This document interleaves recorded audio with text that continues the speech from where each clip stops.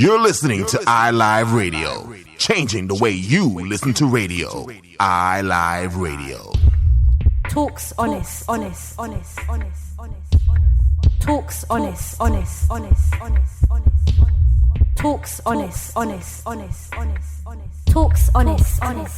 TalksHonest. Hello and welcome. You are tuned into iLiveUK, changing the way you listen to radio. I'm your host, Miss Law, and this is a platform and an opportunity for you to discuss topics never spoken but often thought of. You can connect with us by contacting us on 0208 638 8503 or all the W's uk.iliveradio.com. Now, it's quite a deep subject for a number of reasons. When we think about colorism, we're all people of colour. We're all one. We're all on the same journey. So why does the shade of our skin as a people that are one matter? Now we can sit here and really think about this, because we do need to really think about this. If we're creating divide amongst ourselves, how can we go forward? How can we do things differently? So the question for me is, why? Why do we feel the need to create a divide within our own ethnic group? It's a deep one. Some people will have answers, some people may not. Some people may feel it's a subject they don't feel comfortable talking about. But we all experience different things within our race. Some of us are socially accepted, some are not. But within our racial group, I don't feel that we are all equal. Now I'm putting this out to you. So think about it. And just give me your thoughts. Okay. So, I feel now that we're in 2020, I feel this type of divide shouldn't be happening, especially with what's going on with us as a race. Yeah. Like, other races look at us like we're at the bottom. Inferior. Yeah. And the thing is, it's like we, in my opinion, we create things. Yeah. Right? We have that knowledge to just put certain things out there and it just multiplies, kind of thing. But we should be more working together. Don't get me wrong, I've had my times of being ignorant when I'm younger because I didn't know any better.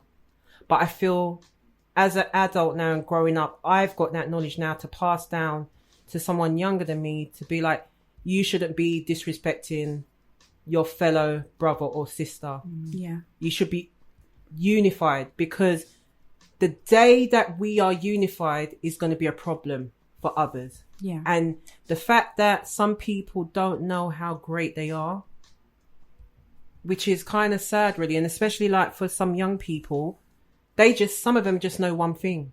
Yeah, they're not open to certain That's information. right, but it's like when you have a conversation with them, the amount of ideas and stuff that they come up with, and I'm like, wow, if you just had the right people around you to nourish you, make that idea come reality. Yeah. And how amazing you'll be, because it doesn't matter where you're from, whether you live in the rich area of Chelsea or the deprived areas. You know what I mean? Yeah. We need to get that out of our head and knowing that whatever we want to do, we can do that. Yeah. I think it's So, just touching on what you said, children today in society, when going into schools, are really impacted by this, we'll say the different shades of melanin. Right. So, for example, I know a young girl who's a dark shade of melanin, and one day her mum came upon her in the bathroom and she was scrubbing her skin. Oh, wow. Now, she was scrubbing it so much because she was like, she felt she was ugly. Yeah. Now, what she didn't realise is that she was a beauty. Yeah. But she just, because her skin was so dark and her siblings were lighter shades of melanin, she felt like she didn't belong. Oh, wow. And with encouragement, you know, like obviously her parent said to her, no, you're beautiful inside and out. It doesn't matter whether you're dark, lighter, if you want to say it like that, or, you know, like it really doesn't matter. You could be white, but if you look through your actual family tree, you'll find that a relative of yours actually came from, say, an Indian tribe or African tribe, you know. So I feel like it's important for us as parents, adults, just role models, just to kind of get it out there that it doesn't matter what colour shade you are. Yeah, you are beautiful. That's right. Inside and outside. Right. You are worth something regardless of what shade of colour you are. For me, it's a very touchy subject. And I say that because to the outside world, and when I say the outside world, I mean those people who are not of colour, those people who are not from the same racial background as us. Mm-hmm. They are racist toward us as a people. But then when you have a problem with your own, that's really deep. I think it's worse. It is. Yeah. It's definitely worse. And it's easy for others to then infiltrate, say that camp, say us as a camp. Yeah. It's easy for us to be infiltrated and somebody come in and just plant a seed for it to kind of explode, like come and say, oh yeah, actually those people, they're not united, are they? They're too dark, like you shouldn't really be hanging around with so-and-so, you know. And that because the fact that we're not united and that it is easy to create division between different shades. Like I was saying, it's easy for someone just to come in and just say one sentence or one word that will divide us as a group, and it shouldn't be like that, to be honest. It shouldn't be like that. Yeah. But I see, when I actually think about the whole colorism, the divide within our people, the shade of your skin does not quantify your blackness. No, that's right. And I think this needs to be taken out of people's mindset. I get that people have grown up with this thing in their mindset because of, history. But at what point are we going to say, no, I love my sister no matter what shade she is. I love my brother, whatever shade he is. Because when I think about us as a people, we're quick to judge our own. But when it comes to another or ethnic minority or another race, we're very acceptant of them. We're happy to, include them in everything we do. I think that's something that we as a people do. Yeah. Definitely. But however, knowing that people have done what they have done to us, and I'm not feeling sorry for myself when I'm talking like this, it's just people have to understand we have got to this point that we are at because of a system to keep us controlled, keep us where they want us to be. And I feel that we've just conformed to that. And as a result of that, we've more or less dropped our guards to say, okay, this is what it is, and we're not in a position to do anything. But I completely disagree. Yeah. We have the power to make the difference. We have the power to unite. We have the power to make change. That's right. But why do none of us, and I don't say, when I say why don't none of us, why is it a lot of people aren't happy to become united? I feel for some, they just feel comfortable, or they've just accepted this is where I should be and I shouldn't be above or anything like that. And maybe they don't know, like you're saying, they don't know any difference. Mm-hmm. They've been so I can't even think of the Conditioned. word. Conditioned. That's Yeah. exactly the word. They've been so conditioned by society, whether it's education, the news, etc. Don't That see any other way. Even, you know, they're not trying to change their mindset. Like you said, it could be ignorance that's still, you know, that people cannot actually move forward and kind of want to change their mindset. For me, I think they've just accepted what it is and feel that they're not in a position, or they don't have what it takes to make change. So therefore, they're quite happy to just go along with what is being put on them. I think it's a thing of they've accepted it, but they're lazy.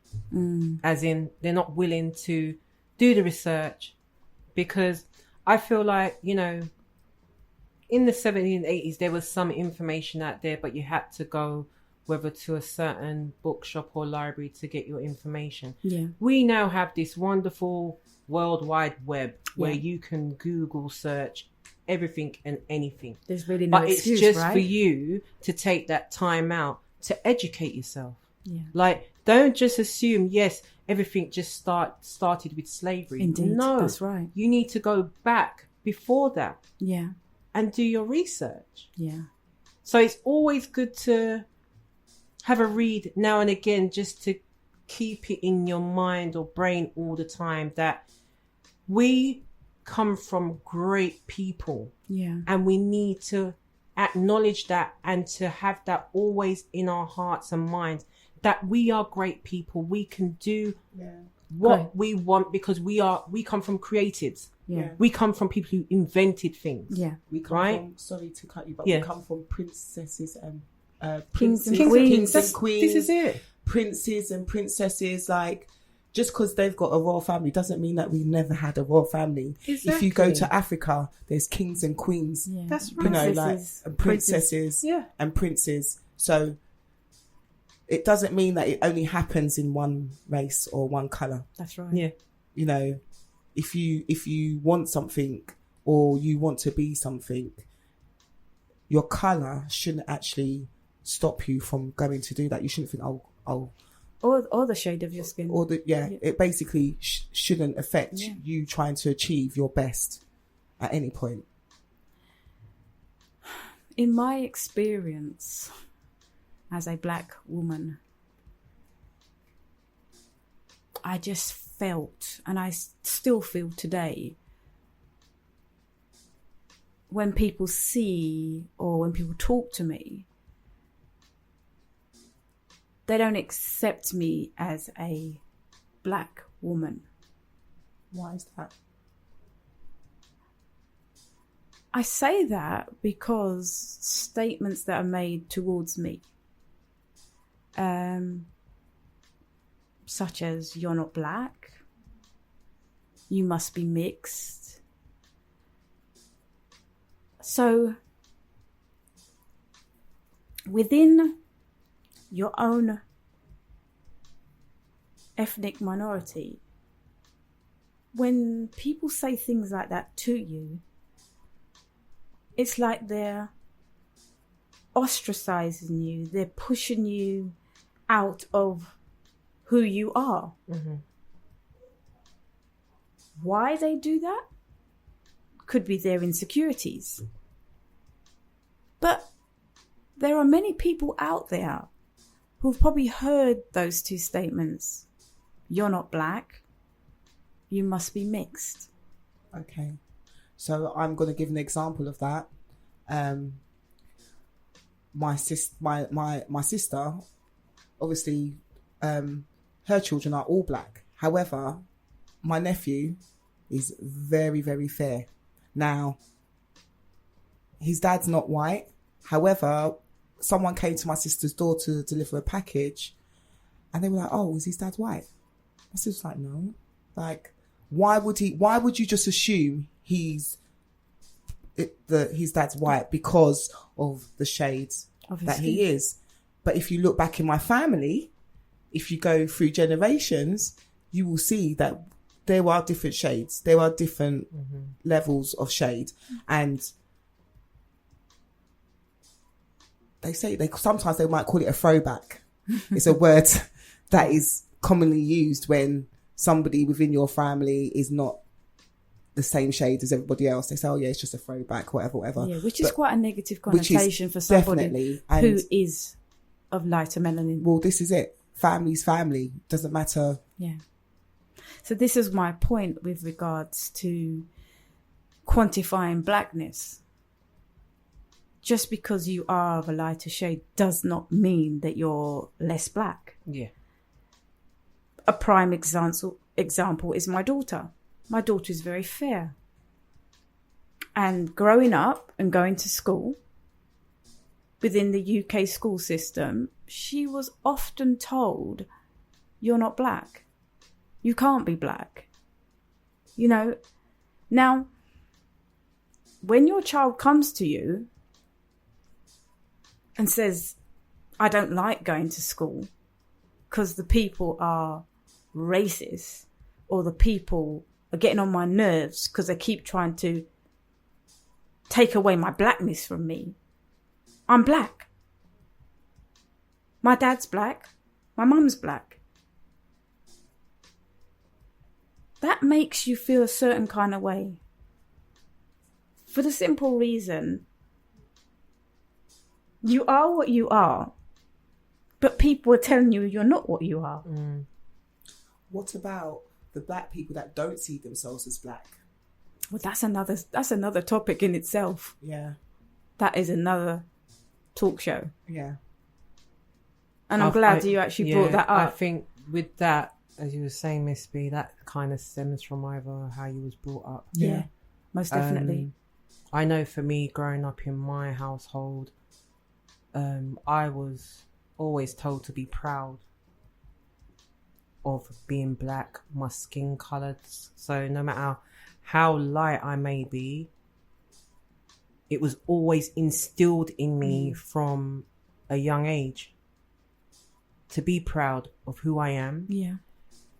When you go into school or wherever, don't feel ashamed if someone tries to approach you and say, "Oh, well, you're not black enough. Is your mum white? Is your dad like? Where's the whiteness coming from?" And all that type of jargon. Like, I was told to just ignore that. Yeah. As long as you know that you are Who beautiful you are. inside and out, that's all that matters. And I think by having that talk always, it's made me be comfortable in my skin, my black skin. Yeah. Yeah. Yeah. The one thing that really troubled me in my experience was I was accepted by other races, but my darker brothers and sisters were the ones that had a problem with me, quote unquote, appearing or looking different. For me, that's quite devastating, because you grow up, you go to school with these people, and they're constantly questioning who you actually are, to the point you start to feel very inferior. I was going to say, do you question yourself? And in some cases, you do question yourself, because you're thinking, well, if everybody feels this way about me, am I? Am I not? And that's where the conditioning comes in. Exactly that. That's where the conditioning comes in. Exactly that. The more you hear something, the more you conform to it. The more you end up conforming to it. Yeah. I mean, unless you've got those other outside influences that are going to give you that strength and encouragement to kind of move forward, you're going to be like, okay, well, this is how it's supposed to be, but this is not how it's supposed to be. That's right. You know. So, with what you've just said, do you feel, from what you're saying, you're talking past tense, but is it still present today in 2020? Yeah, it's still and present. With that, how do you respond, or do you more or less ignore it, or do you probably explain, like, there's no like separation, we are all one? So why do you have, to that person who's probably said that, why do you have that mindset?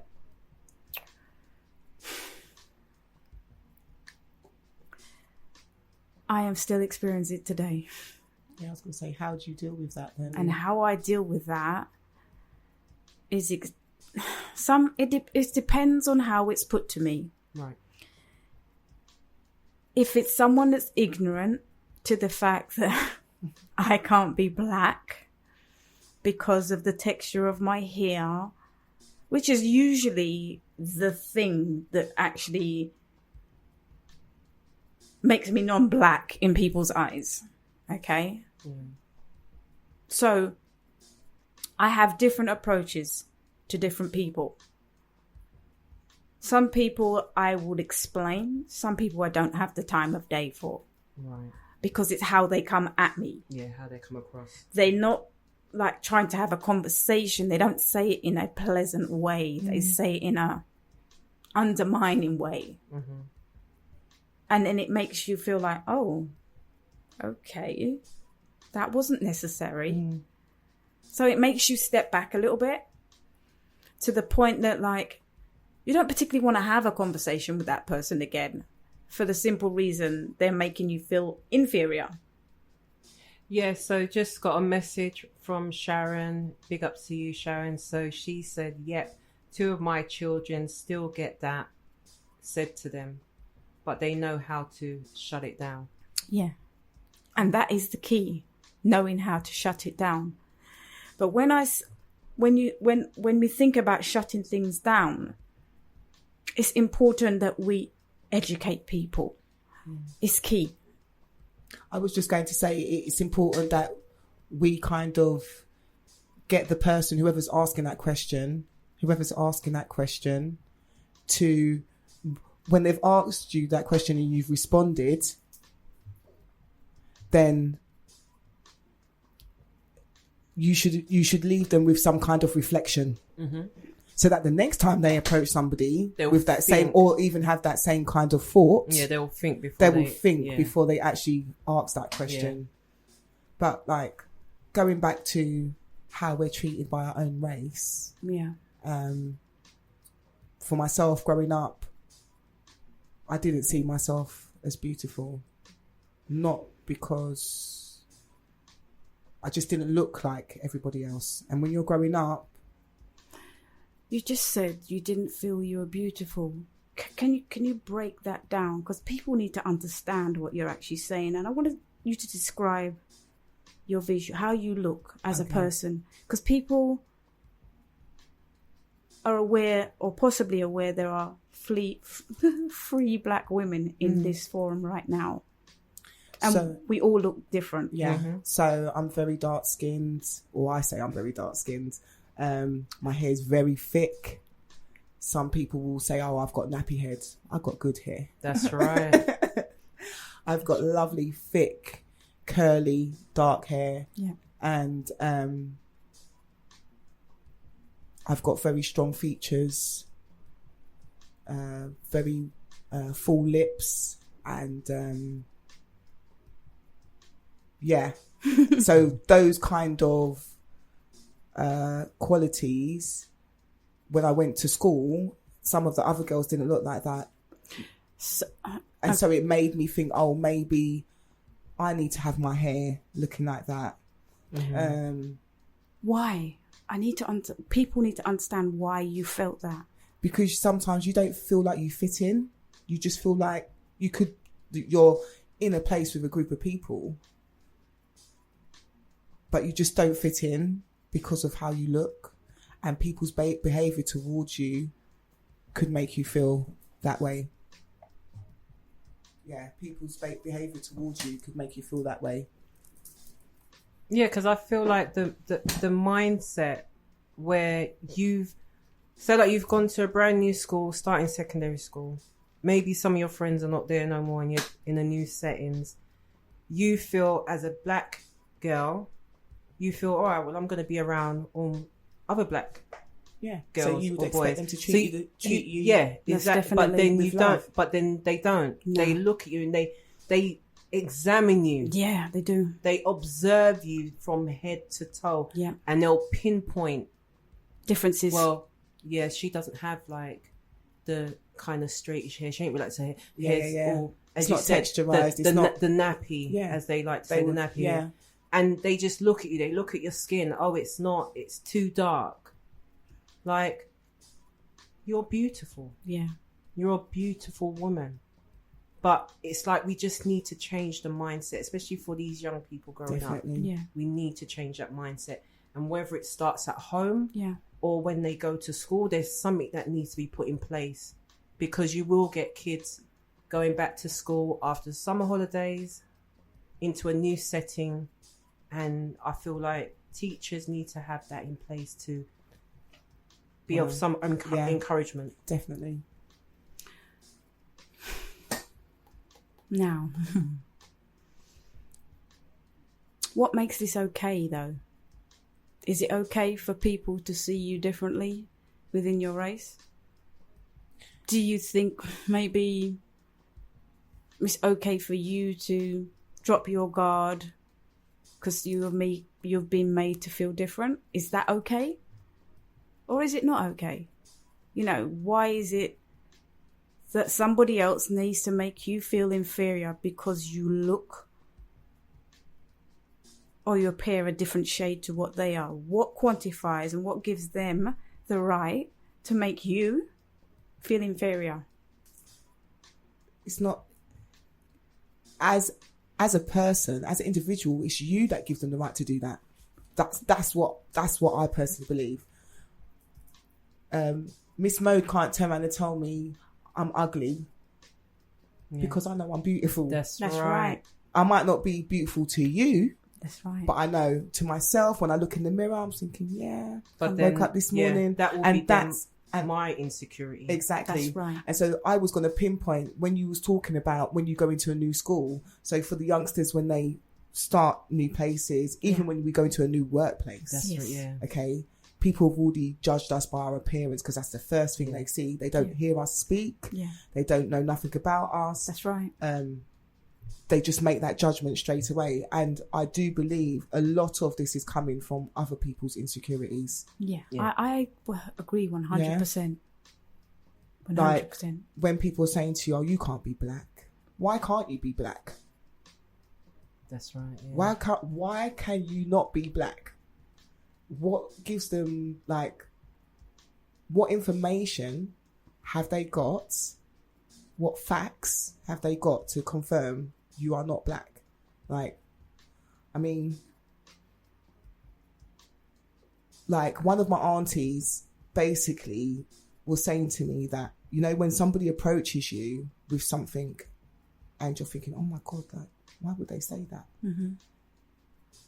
It's very important that your response is something that then, in a sense, projects the question back to them. Yeah. So, okay, you're not black. Oh, no, you're not black either. Yeah. Yeah. Where'd you go with that? Where'd you go with that? They'll be like, what are you talking about? I am black. So why would you say that I'm not black then? Yeah. How do you justify that I'm not black? Yeah.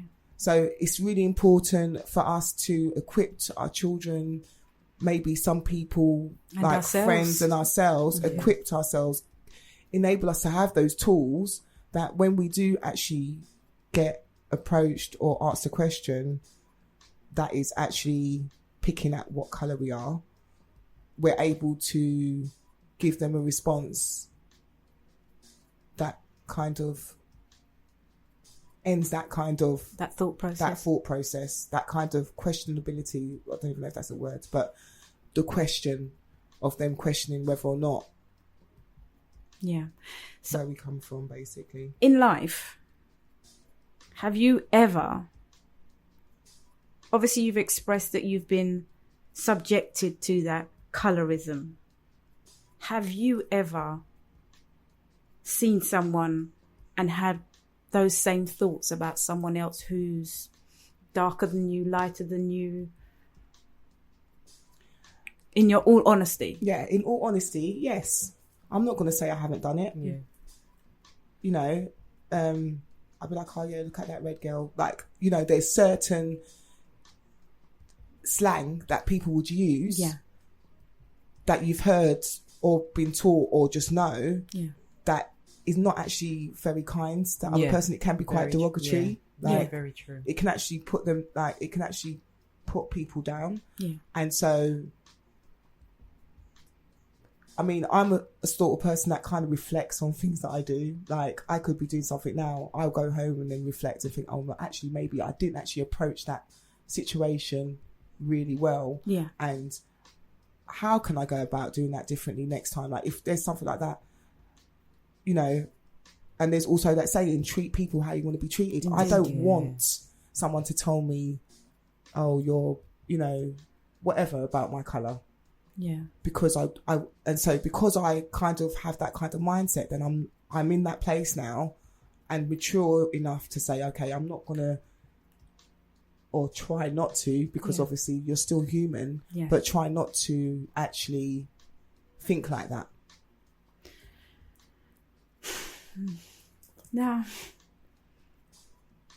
we still have this divide today amongst us as a race.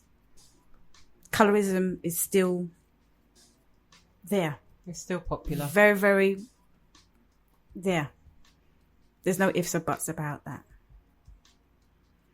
When you think about what we do on a day-to-day basis, do you feel there are any contributing factors or things that we do that feed this? I would say for me, not personally. I've grown up a lot and read a lot of history books, and knowing of oneself and my mindset now, I may not agree with you or we may have a dispute, but if you're in trouble, I'm just going to be there. Yeah. Like, we may never be friends again or whatever, but if I see something happening, I'm going to be there. And that's where my mindset is. And I just want to encourage other people to be that way as well. Yes, we're going to have some of our own people who are going to be ignorant, but remember who you are as an individual. That's right. And you know you're not going to be ignorant like them. But if they're in trouble, you help them to your best of your abilities. Yeah. Because of who you are. Yeah. And the type of person you want to be. And I just say that's for me. So going forward, that's what I'm doing. Yeah. I try my hardest not to have any kind of negativity because of what we're seeing right now.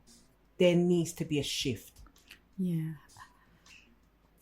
How do you feel we can make that shift, or how do you feel that shift can come about? It's up to the individual. It's you not being lazy and just being that ignorant person all the time, or it's about just making that change. The same way you get up and wash your skin and do your daily stuff is the same way you can change and be a better person. Stop with that same mindset of looking at your own sister, your own brother, and making these remarks about them. Yeah. Because you're just hurting your own. Yeah. We're already getting it from other races already. Yeah. So why are you piling it more onto us as a community? As the black community? We shouldn't be doing that. No, you shouldn't. Can that change come about is the question. It can. Yeah. I mean, it's very important that we understand that change isn't going to come about unless we make change. You know, a lot of us wake up in the morning and expect to do the same thing, but expect different results. But sometimes you shouldn't have too much. Any. You got your own expectations of yourself. Yes. And we need to learn that sometimes we can't have that high expectation for others because they're never going to meet it, because it's something that it's your personal expectation. It's your personal level where you think people should be at. The only thing that you could do is by how you carry yourself. Yeah. You just hope that these people will be influenced by the way that you carry yourself. Yeah. You know, like for example, you're telling people, Miss Mode, read a little bit more. Yeah. Pick up a book. Yeah. Have conversations. Have conversations.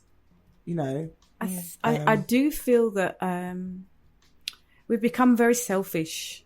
And when I say that, we're very much concerned about ourselves and no one else.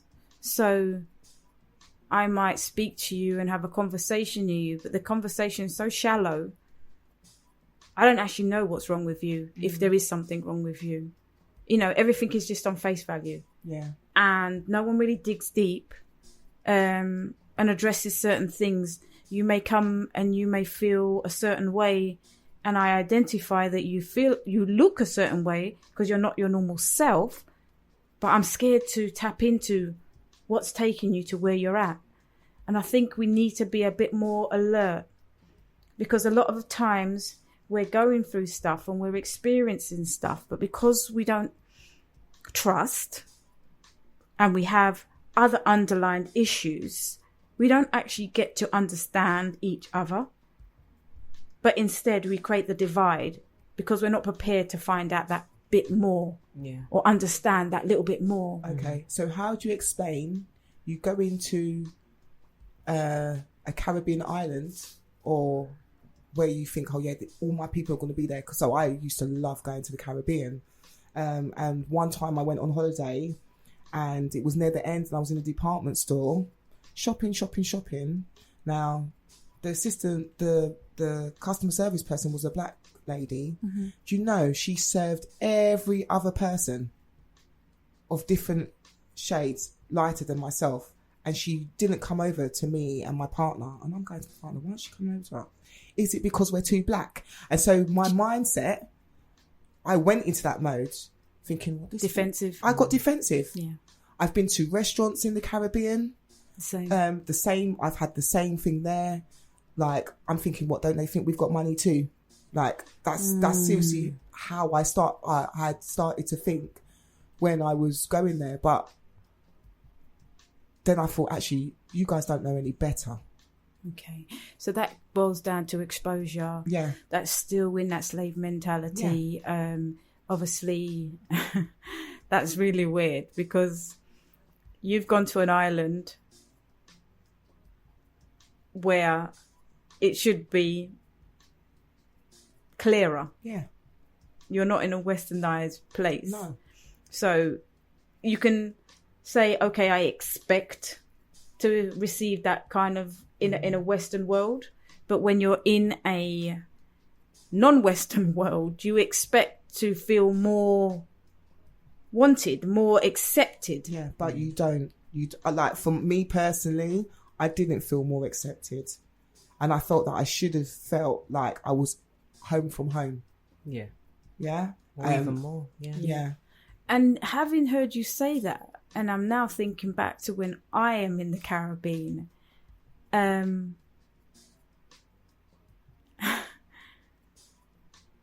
shades of black weren't accepted no matter what the shade was. No. unless you are extremely fair. Yeah. When I say extremely fair, of extremely light melanin,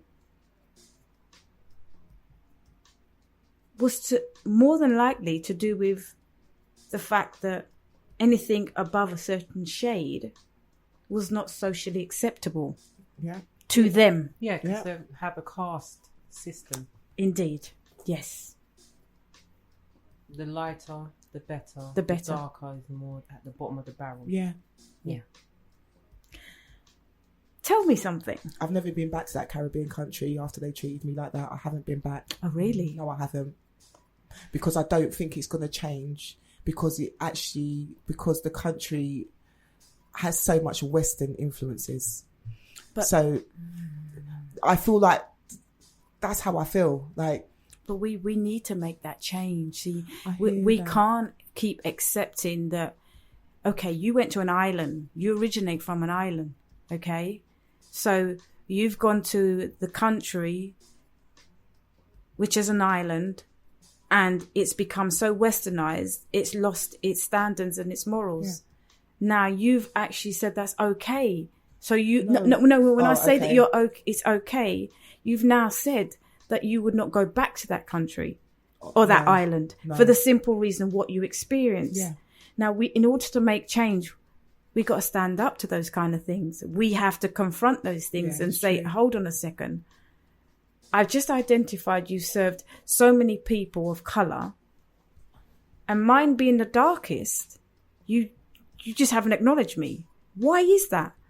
I think people need to be aware of what they're doing because they know why they do it. Well, hold on, let me take that back. They do things and maybe not know why they do them because they're conforming to something. Yeah.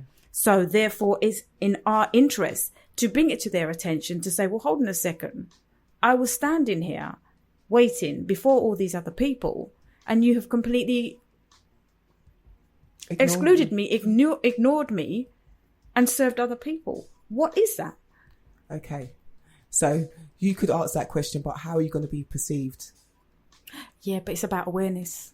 It's about awareness. I get that, but it's then how are you going to be perceived? I understand that you're going to get your point across, but then they might just see it like you're causing a problem, and then stems back to that same label again. Oh, it's another We're not making a fuss. We're making a fuss. But we're making a fuss for change. It's not. Our voice is not heard. Our voice is definitely not heard. That's the words. Yeah, our voice is not being heard. So when you was in that island, was it just that place, or was it everywhere where you went, you had that same experience? No, do you know what it was? It was a department store. Yeah, which I kind of expected that to be the case. Yeah, I was in town. We went to go shopping. I thought, oh, let's go and get some last little bits. Yeah. You know, the country, the food, other people that I'd interacted with, beautiful. Yeah. Like, really nice. Yeah. You know. But then I've worked in retail. I've done customer service. Yeah. I've never treated anybody different because of their different shades of melanin. Mm-hmm. Never. But I can say that's possibly because of your exposure to the Western world. Yeah. You have a different approach. I must say, within the islands, they're very closed off, they're not worldly. But in their customer services. Yeah, sorry to interrupt you, Miss Law, but they also reject us because then you go there, they don't, say I go back to my home country where my parents come from. I am Jamaican, I am Antiguan because that's my heritage. Yeah. They'll tell me you're right English. Yeah. But I haven't forgotten where I come from. But we're good at dividing ourselves. And then we ask the question, why are we not united? We're not united because we divide ourselves. We'll put ourselves into a million categories, and those categories only amount to one thing. We're black people. Yeah. All struggling, all trying to make a better way for ourselves. But these stigmas and these barriers we put up for ourselves only affect us. Yeah. They don't affect anybody else. Because do you think that sometimes when people conform to stuff like the Western kind of world, they lose themselves. Of course. 100%. 100%. So then that's when you get the person that might be classed as being black on the outside, but how they perceive themselves is more westernized. I do feel most people who have the colorism have a problem with shades of melanin don't actually react or don't actually step up until they're in a situation that someone displays their blackness or speaks about their blackness. When they're confronted in that way, that's when they realize, oh, okay. And then they kind of check themselves to say, well, hold on a second. I'm that way to somebody else who's of colour. Now, it makes them rethink what they do and how they do it. For the simple reason is they're now a victim of the same thing that they do.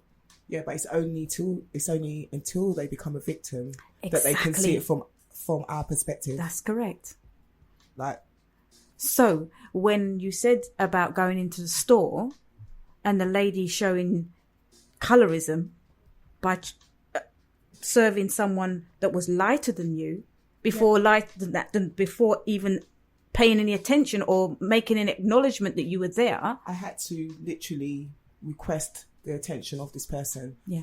I literally looked like a madwoman in the store because I was like, are we not here? No, like I literally started to get sarcastic. And what did the person say? No, they came over, but I had to do that. So I could have dealt with it differently. When I look at it, I could have gone and said, "Oh, excuse me, like we've been here for." But I literally made a scene in the store. Like, well, by then you was fed up because I was just fed up. That's what you felt that you needed to do to get that attention, and therefore that was your point for me personally, for you to say, "I don't appreciate the way in which you dealt with me. You've ignored me. Because you're now making it known to her. I saw what you did. Yeah. I see you. Yeah. I see what you've done and why you possibly did it, but it's not acceptable." Yeah, it's not acceptable. But that's the thing that we don't do. Yeah. We let things go. Yeah. I was going to just say, moving forward, because obviously I went to that country years ago, I deal with those situations differently now. Right. So I'd be like, excuse me, like, yeah, I need your service. Yeah. Like, you've served such and such and such and such. We're still waiting. Yeah. And it's being able to do that in a calm way, but powerful way. Indeed. It's what you say. It's what you say. And how you say it. Yeah. It's all about your approach. Yeah. Definitely. Yeah. Ignorance doesn't warrant responding with ignorance. No. You know. So with that, you just have to be the better person and do what is required. Yeah. And what you need to do to turn that from a negative situation to a positive one. Yeah. There are some new, I'd have to maybe, I don't know if we're able to put it on at a later date, but if you wanted to educate your children about, you know, colorism, etc., you know, there's some good, easy access reading books. Yeah. Just so that they just know who they are. Yeah, so they've got the resources. So they've got the resources and they've got the tools. It's needed. It's needed. It's so needed. Yeah, because the mere fact that we're still experiencing this today, generations after generation after generation, it does ring, alarm bells do ring. Yeah. You know, for me, black is black. There is no lighter shade of black. Black is black. You may call yourself brown. You might call yourself light brown. On a census form, on an application, you're black. You can be a black West Indian. You can be a black British. You can be a black Caribbean. At the end of the day, you are black. You need to learn to love yourself. who you are and your fellow brothers and sisters. Just because your skin is lighter than another, and maybe the texture of your hair differs, doesn't make you any less of a black person.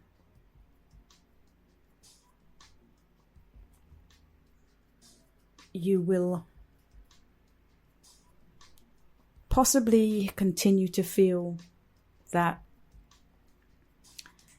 you are not accepted. But if you accept yourself and you love yourself for who you are, then that's acceptance in itself. You don't need validation from another person. You don't need someone to say that you're okay or you're not okay. Black is black. You need to embrace that. You need to stop looking down on your fellow brothers and sisters that are a shade of melanin lighter or darker than you. We are one. When we start acting as one, maybe we will see some change. I want to take this opportunity to thank you for listening to today's show. Good night and God bless. What if we spoke honestly? What if we spoke honestly? What if we spoke honestly? What if we spoke honestly? What if we spoke honestly? What if we spoke honestly? What if we spoke honestly? What if we spoke honestly?